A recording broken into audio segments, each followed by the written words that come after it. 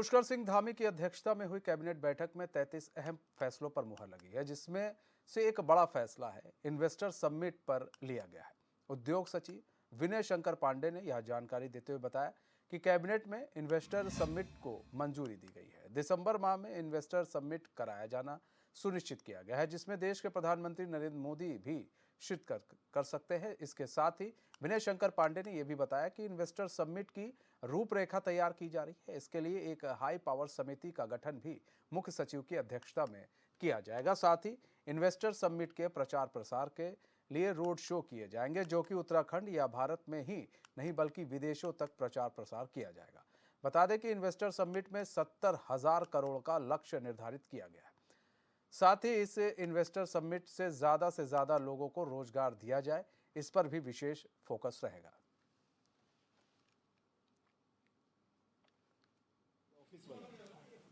इसमें उद्योग विभाग की तरफ से मंत्रिमंडल के समक्ष जो हमारा ग्लोबल इन्वेस्टर समिट होनी है दिसंबर माह में, उसके बारे में माननीय मंत्रिमंडल को अवगत कराया गया और उनसे निर्णय प्राप्त किया गया है। मैं संक्षेप में इसके बारे में आपको बता दूं कि ये हमारे इन्वेस्टर समिट का जो मेगा इवेंट होगा वो दिसंबर माह में होगा, जिसमें माननीय प्रधानमंत्री जी का भी आगमन संभावित है। अगस्त माह से हम लोगों के रोड शो शुरू होंगे, जो मुख्य रूप से इस प्रदेश और देश के अंदर मिलाकर 9 रोड शोज किए जाएंगे। काशीपुर, रुद्रपुर, ये एक हमारा कुमाऊं का होगा और गढ़वाल क्षेत्र में हरिद्वार में ये किया जाएगा। बाकी मुंबई, अहमदाबाद, चंडीगढ़, दिल्ली, ये जो मेट्रो सिटीज हैं वहां पर ये रोड शोज आयोजित होंगे, जहां पर इन्वेस्टर्स के साथ बातचीत होगी, जहां सभी वरिष्ठ अधिकारी आवश्यकता अनुसार माननीय मुख्यमंत्री जी भी जाएंगे। इसके अतिरिक्त 2 विदेश यात्राओं का भी प्रपोजल है और उस पर भी मंथन चल रहा है कि इसको कहाँ विदेश यात्राएं जहां पर हम इन्वेस्टमेंट अच्छे ढंग से ला सकें।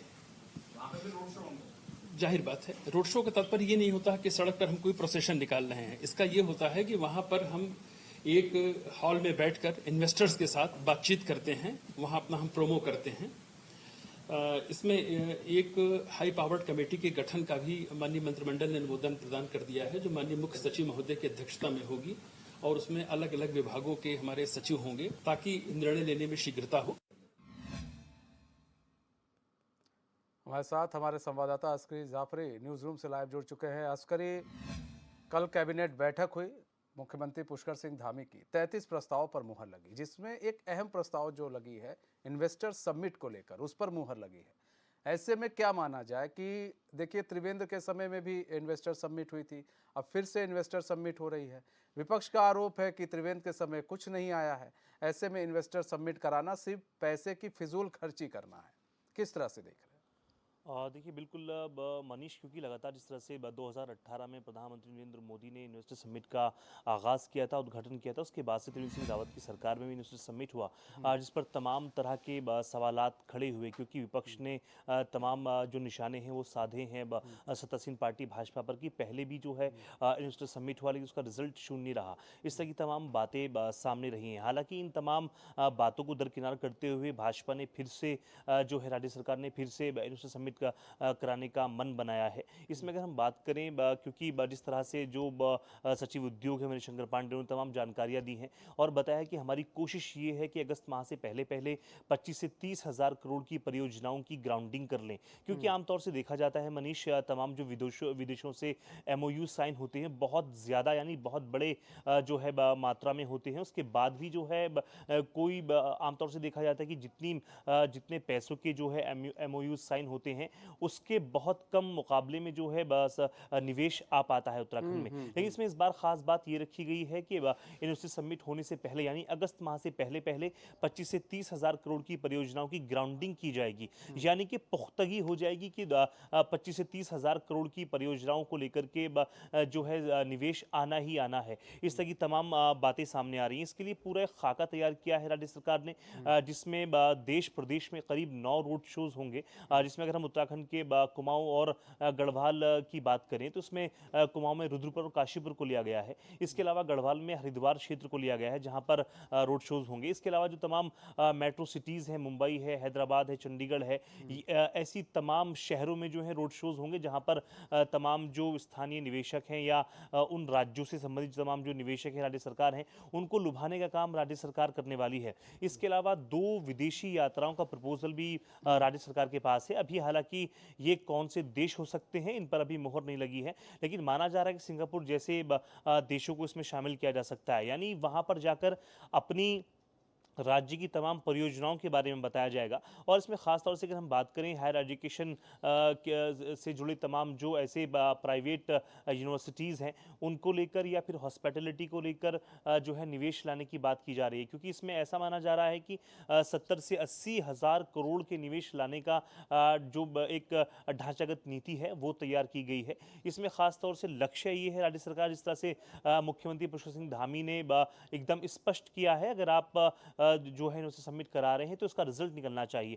यानी 70 से 80 हज़ार करोड़ का निवेश उत्तराखंड में आना चाहिए और जिससे करीब 2 से 2.5 लाख लोगों को रोजगार मिलेगा। यानी कहा जा सकता है कि ये जो इन्वेस्टर समिट है ये रोजगार परक होना चाहिए, क्योंकि कई बार देखा जाता है कि इन्वेस्टर समिट में जो प्रचार प्रसार है उसमें बहुत समय लगता है, पैसा भी लगता है, लेकिन उसके मुकाबले जो है निवेश नहीं आ पाता है। लेकिन इस बार मुख्यमंत्री पुष्कर सिंह धामी का खास फोकस है, अगर आप इन्वेस्टर समिट कर रहे हैं यानी राज्य सरकार के तमाम आला अधिकारियों को स्पष्ट दिशा निर्देश दिए गए हैं कि आप 25 से 30 हज़ार करोड़ की जो परियोजनाएं हैं उनकी पहले ही ग्राउंडिंग कर लें, क्योंकि देखा जाता है कि यूनिवर्सिटी समिट जो है बहुत करीब होता है, उसके बाद भी कोई खास तैयारी शासन की इसमें नहीं होती है। लेकिन इस बार बहुत सख्त निर्देश मुख्यमंत्री पुष्कर सिंह धामी ने दिए हैं, क्योंकि दिसंबर माह में तमाम संभावनाएं हैं कि यूनिवर्सिटी समिट का आगाज हो जाएगा। हालांकि अगस्त माह से ही जो पूरी सरकारी मशीनरी है वो इसमें जुट जाएगी। मनीष, इसके लिए प्रदेश के मुख्यमंत्री पुष्कर सिंह धामी ने देश के प्रधानमंत्री नरेंद्र मोदी को भी बाकायदा निमंत्रण दिया है और संभावनाएं हैं कि देश के प्रधानमंत्री नरेंद्र मोदी भी इसमें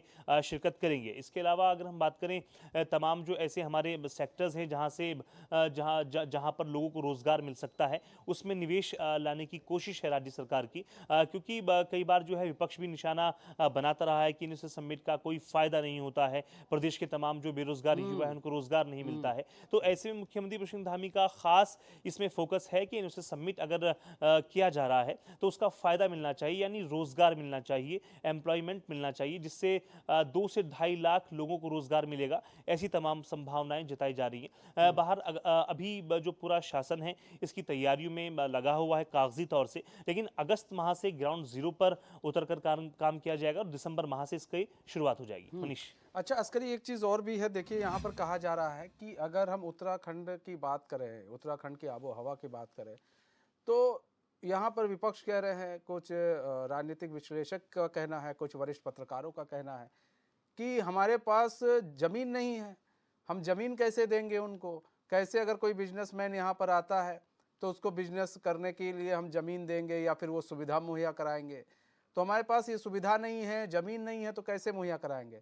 अगर भूमि अधिग्रहण का अगर कानून आ जाता है तो ऐसे में फिर उसे किस तरह से यहाँ पर ज़मीन दी जाएगी, क्योंकि भाई कोई बाहरी तो ज़मीन ले नहीं पाएगा, तब फिर ऐसे में कैसे ज़मीन दी जाएगी। तो तमाम तरह के अभी कई सवाल भी उठ रहे हैं।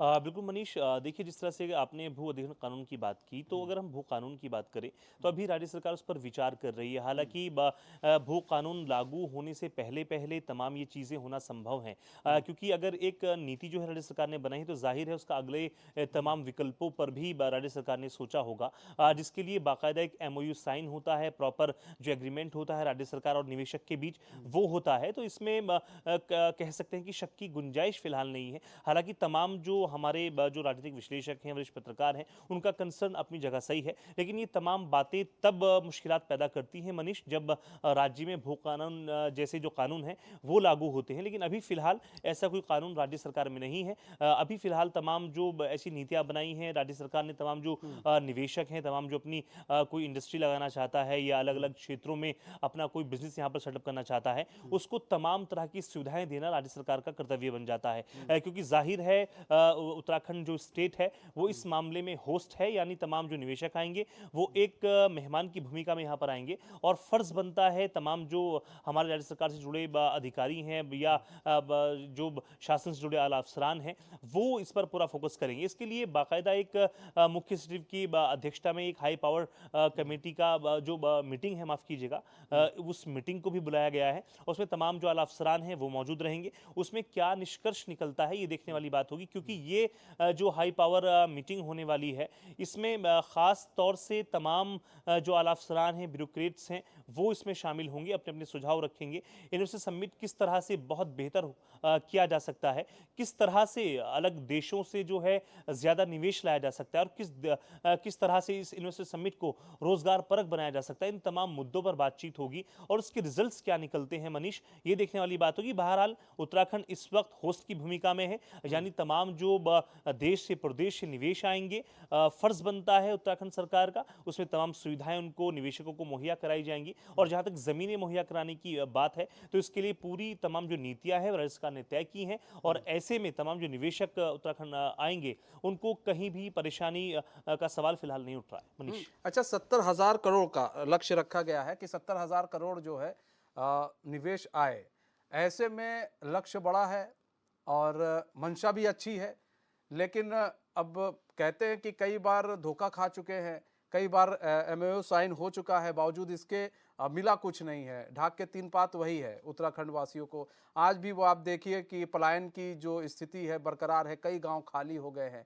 तो ऐसे में क्या लग रहा है कि 70,000 करोड़ का जो लक्ष्य रखा गया है इस बार सरकार पा लेगी और इस बार सरकार जो इन्वेस्टर समिट कराएगी उसका असर ग्राउंड जीरो पर देखने को भी मिलेगा? देखिए बिल्कुल मनीष, इसमें अगर हम बात करें जिस तरह से इस बार एक अलग तरह से खाका तैयार किया गया है, इसमें खास तौर से एक पूरा जो है खाका बनाया गया है जिसमें जिस तरह से मैंने जिक्र कर चुका हूं 25 से 30,000 करोड़ की परियोजनाओं की ग्राउंडिंग पहले ही की जाएगी।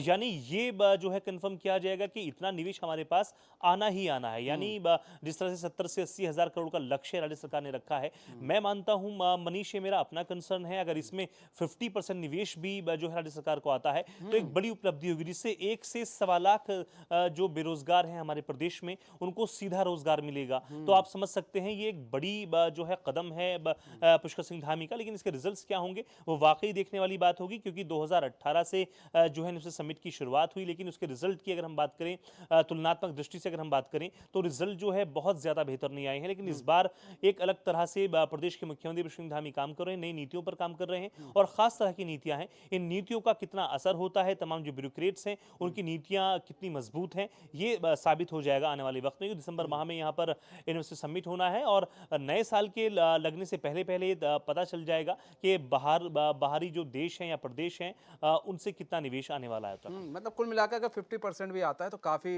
मतलब मददगार साबित होगा उत्तराखंड के लिए, रोजगार भी बढ़ेगा और ये भी सही बात है, कुछ नहीं से कुछ बेहतर है। बहुत बहुत धन्यवाद अस्करी हमारे साथ जुड़ने के लिए, तमाम जानकारी देने के लिए।